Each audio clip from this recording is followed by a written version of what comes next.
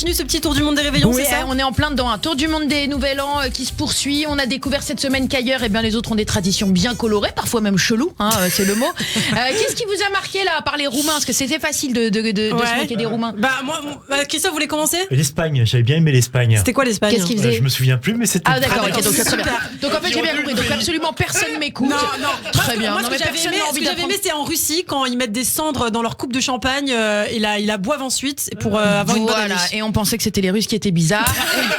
Et elle a apprécié cette tradition. Je sais pas quoi vous dire. Moi, je sais plus quoi vous dire dans cette équipe. Alors, on continue. Racontez-nous ce qui se passe un petit peu en Finlande. On continue en Finlande ou à Cuba ?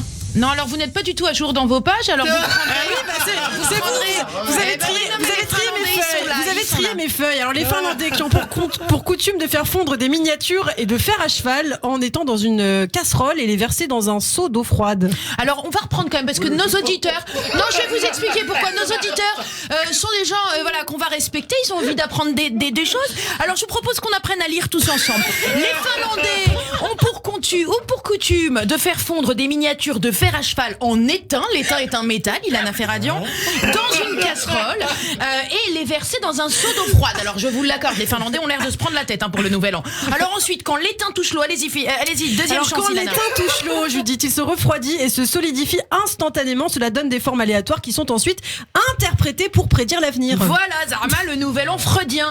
Et comme chez le psy avec les tâches qu'il faut interpréter, où tu vois une tâche, le mec il voit un papillon, il y en a toujours un qui voit un truc sexuel. Tu connais ce jeu ? Et ben voilà. Aux Pays-Bas, chaque année, le 1er janvier, des milliers de personnes se rendent à Scheveningen. Où ça ? Écoutez. Alors, la ville n'avait aucune importance, mais ce plaisir qu'on a tous fait radiant de vous entendre arriver sur ce genre de mots et buter comme ça méritait de rester. Alors allez-y. Donc Scheveningen, dites-nous. Là, oui, racontez-nous. Donc Scheveningen, la principale station balnéaire des Pays-Bas où les gens affluent pour plonger dans la mer ou dans les lacs gelés. Et oui, après ce bain glacial, ils se retrouvent en famille pour boire une boisson chaude. Bah tu m'étonnes. En même temps, pourquoi faire des trucs comme ça ? Je veux dire, ne saute pas dans l'eau glaciale et tu n'auras pas besoin de te réchauffer avec des boissons chaudes.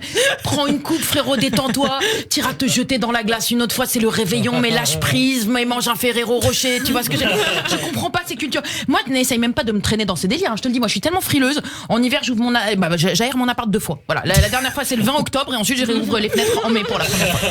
On continue notre tour du monde en Équateur. La tradition est de faire brûler une figurine en papier mâché. Elle doit représenter quelque chose de l'année qui se termine et qu'on voudrait laisser derrière soi, ou une personne que l'on n'apprécie pas et qu'on voudrait ne plus voir. Qu'est-ce que vous faites, Judith ? Je donne des vacances quand je bouffe mes copies là pour il va falloir beaucoup de papier mâché là pour tous ceux qui m'ont gonflé cette année.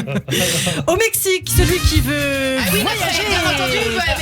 Bonjour à Mexique. Notre technicien Thibaut, on t'embrasse pour cette créativité vraiment.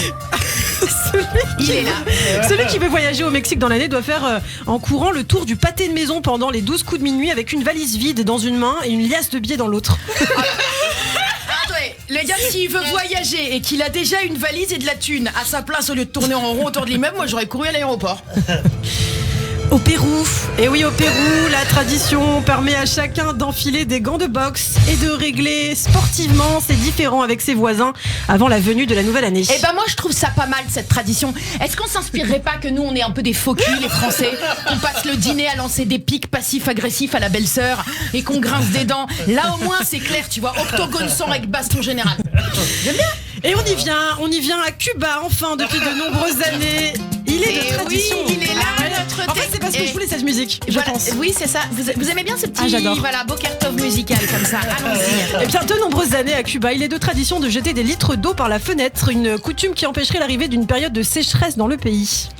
C'est moi qui suis peut-être con, je sais pas, non mais faut me le dire. Mais moi, tu vois, quand il y a des risques de sécheresse, je préconise l'eau, de plutôt la garder, tu vois. Pas de la foutre en l'air, tu feras des batailles d'eau une autre fois. En Uruguay, le 31 décembre, tous les calendriers en papier et agenda de l'année écoulée sont déchirés puis jetés en confetti à travers les rues de la vieille ville. J'aime bien ça, c'est très comme 26. Pourquoi ? Parce que oui, on recycle, exactement. On prend un truc qui sert plus à rien et on lui donne une nouvelle fonction. On va peut-être penser à faire ça avec vous, Faradian, dites donc. Mais quelle violence permanente. Les Turcs que j'aime beaucoup jettent des grenades depuis leur balcon. Mais attends, mais même s'il n'y a pas de guerre, ils blaguent pas, c'est chaud quand même pour le nouvel an. Je les aime beaucoup. Mais dites votre texte plutôt que d'improviser. Je pense qu'on parle du fric, Judith. Non, je connais Erdogan. À mon avis, il est pas là pour faire des smoothies. En Thaïlande, à présent, si on veut une année pleine de chance, on doit visiter 9 temples en une seule journée. Alors moi, par les candidats à la présidentielle 2022 qui sont prêts à tout pour des voix, personne peut faire 9 temples, quoi. Hein, ça fait beaucoup. Voilà, alors, écoutez, regardez, on n'a plus le temps, il faut se quitter. Il y a l'invité de la rédaction qui doit être là déjà. Qui nous attend, bien sûr. Alors donc on continuera un autre jour, voilà. Eh bien, merci beaucoup. Je crois qu'on va faire ça jusqu'à la fin de l'année 2022. Jusqu'en 2022, on va vous raconter tous les réveillons. Très bien. Merci beaucoup, Judith.